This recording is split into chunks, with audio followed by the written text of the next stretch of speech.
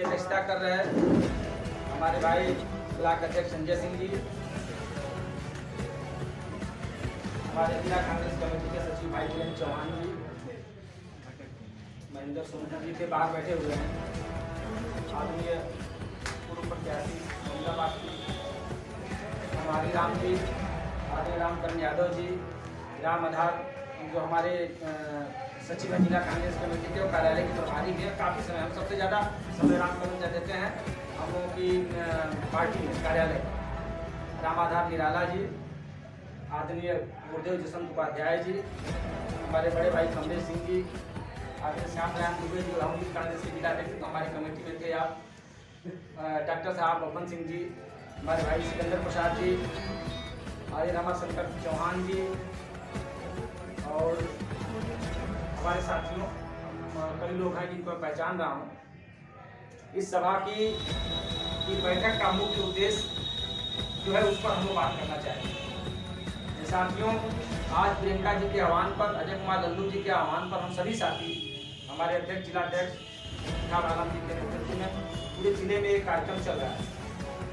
आज जरूरत है कि हम संगठन को कैसे मोबिलाइज करें। जैसे मान लीजिए हमारे वर्कर बहुत बन गए, कभी कुछ नहीं तो हम लोगों के पास 10,000 नंबर आ गया जिले से, लेकिन उसको मूव करने जब तक उसमें मूवमेंट नहीं आएगा, नहीं चलेगा, तब तक उसका कोई मतलब नहीं निकलेगा। अब चाहे तो कहीं से भी डेटा कलेक्ट कर सकते हैं, उसको कोई मतलब नहीं होगा। तो उसकी जो एक कार्यप्रणाली है हमारे जो जिले में हुआ करती थी, वो हमको गाँव स्तर पर उस चीज़ को पहुँचाना है।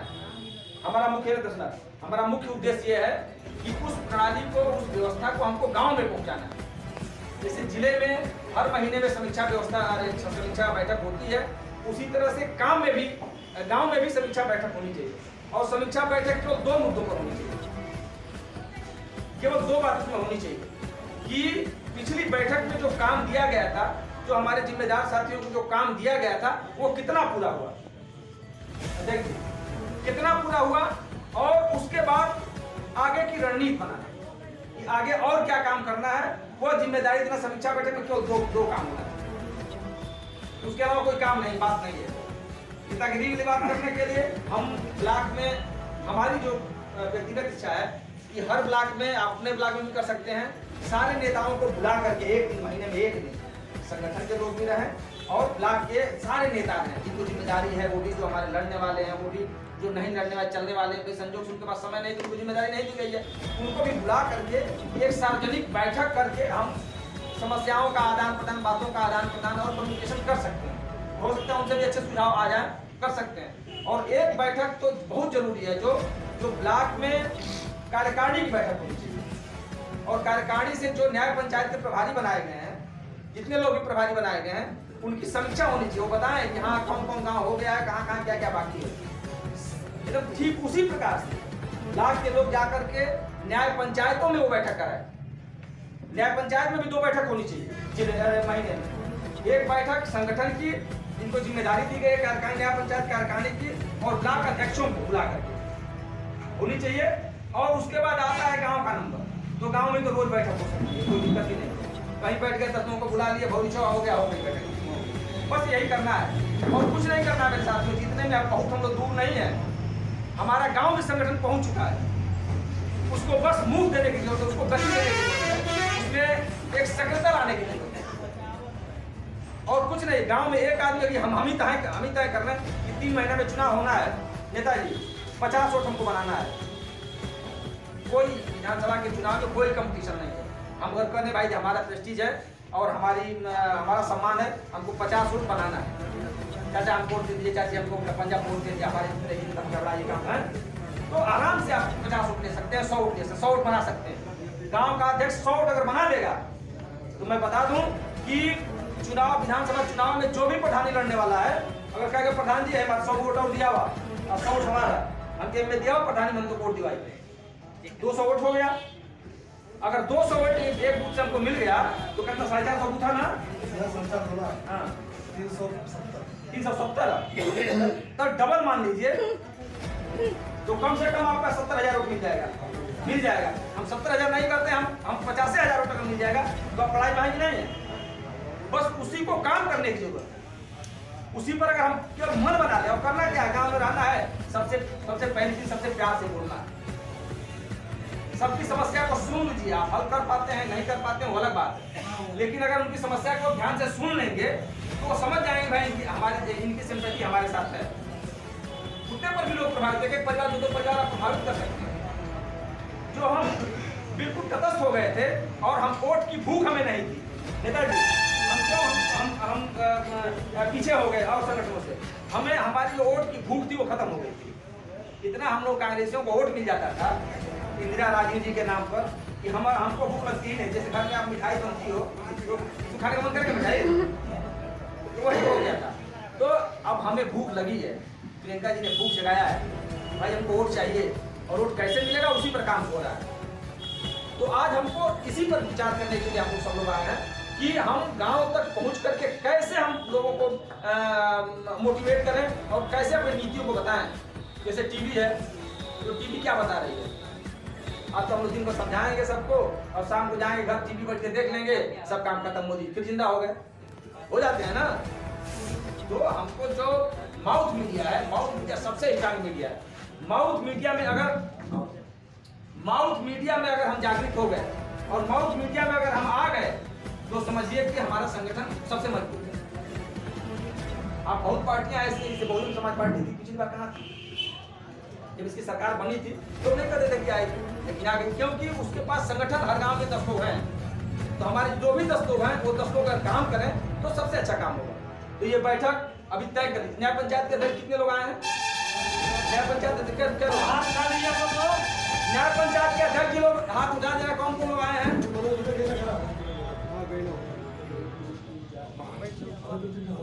चलिए अब सब लोग अभी बैठे, अभी जब ये बैठक खत्म हो जाएगी तो हम लोग बैठ के बात करेंगे। जिला कार्यकारिणी यानी ब्लॉक कार्यकारिणी के जो लोग हैं अजय जी, हम लोग बैठ के बात करेंगे। जब सब लोग चले जाएंगे जो बहुत ज्यादा विलम्ब हो जाएगा, गाँव के लोगों को रोका जाएगा तो बहुत ज्यादा विलम्ब हो जाएगा, तो इस वजह से हम लोग बैठ के आपस में बात कर लेंगे।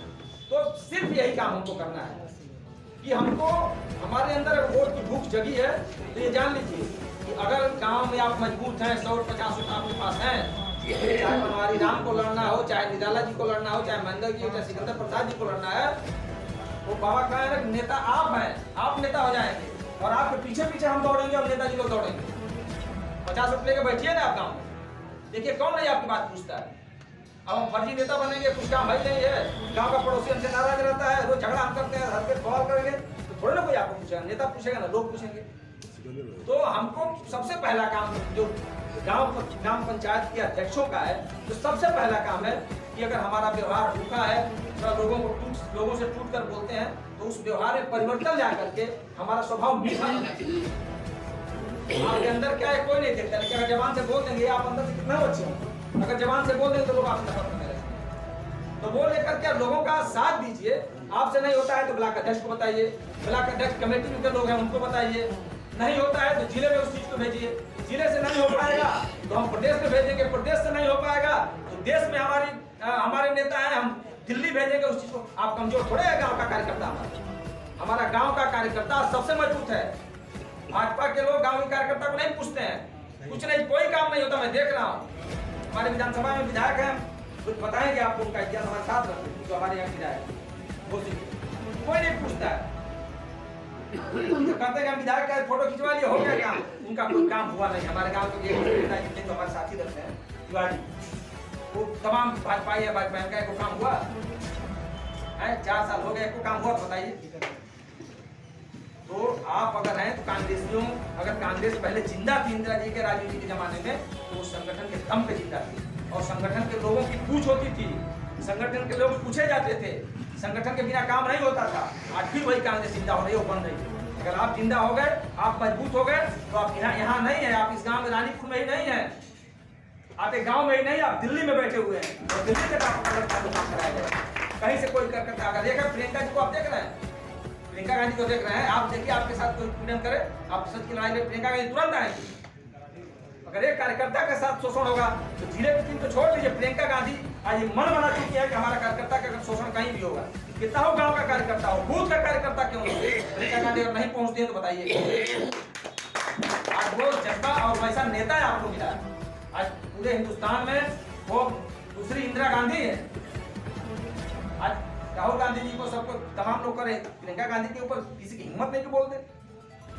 इतनी जोर और इतनी सुलझी और इतनी सूझबूझ की नेता है कि आप हमारे बीच में भी आएंगे। अभी तो उनका बहुत दौरा हो रहा है, हर जिले में जाएंगी, ब्लॉक में जाएंगी।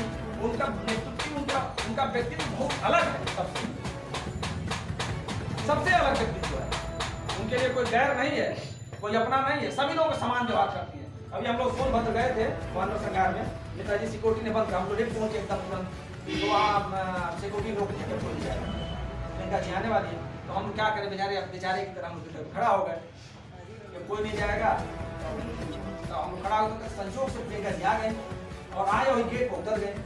हमने कहा कुछ नहीं, अरे चलो चलो क्या हुआ, चलो चलो चलो, हाथ पकड़ लेके चले गए अंदर। अब इतना हौसला बुलंद हो गया अंदर से, गदगद हो गया।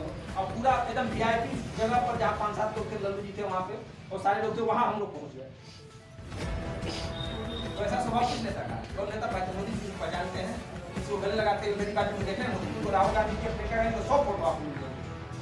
ये गरीब को जिनसे उनको रिएक्शन होता है मोदी जी के लोगों को, आज पानी को रिएक्शन फैल जाता है, छूटे हैं, आज प्रियंका उनको गले लगा देंगे, राहुल गांधी उनको गले लगा रहे हैं और गांधी परिवार की बात करते हैं। गांधी परिवार के आपको मैं बात इसलिए बोल रहा हूँ कि जवाब देने के लिए रहेगा। आज जिस पंडित जवाहरलाल नेहरू लोग शिकायत करते हैं, नेता जिस पंडित जवाहरलाल नेहरू को शिकायत करते हैं, उनका कपड़ा सब लोग जानते हैं, पेरिस में धोया जाता है। और उनके पिता पंडित मोतीलाल नेहरू पूरी दुनिया के माने जाने वाले, उस समय उनकी पूंजी 200 करोड़ थी, जिसमें से 195 करोड़ पूंजी मोतीलाल नेहरू ने देश की आजादी में लगा दिया और दान कर दिया। देश की आजादी को लड़ने के लिए 195 करोड़ दिया। और कन्याकुमारी से लेकर के कश्मीर तक जितनी भी प्रॉपर्टी थी, अब सोनिया गांधी के पास अपना निजी घर नहीं है, राहुल गांधी के पास अपना निजी घर नहीं है, जितनी भी प्रॉपर्टी थी सब कार्यालय बन गया स्वतंत्रता आंदोलन का सारा कार्य, चाहे आनंद भवन हो यहाँ का, चाहे आप कहीं भी चले जाइए। आज आनंद भवन की कीमत कितनी है? हजारों करोड़ रुपया है, जो इलाहाबाद का आनंद भवन आज सरकार की संपत्ति है। कैसे सरकार की संपत्ति है, सोचना चाहिए। वो तो नेहरू की प्रॉपर्टी थी ना, वो तो पंडित जवाहरलाल नेहरू की प्रॉपर्टी थी। और पेरिस ने जिसका कपड़ा धोया जाता था, जो मखमल का कपड़ा पहनता था, गांधी जी के आह्वान पर वो आदमी खद्दर धारण किया और 9 साल तक जेल में रहा। 9 साल तक वो जाते तो कितनी ही बड़ी अय्याशी का जीवन और कितना बड़ा आराम का जीवन। अगर गलत होते तो जी सकते थे, लंदन अमेरिका कहीं भी जाकर के रह सकते थे। उनको हिंदुस्तान के जेल में सड़ियल जेल में चढ़ने, अंग्रेजों की जेल इतनी प्रताड़ित करती थी, तो जेल में जाने की क्या जरूरत थी? वो भी सावरकर की तरह माफी मांग सकते थे, भैया बहुत गलती हो गई, हाँ अब हमको छोड़ दो, हम चले जाएं यहाँ से, तो जाके जीवन जी सकते थे।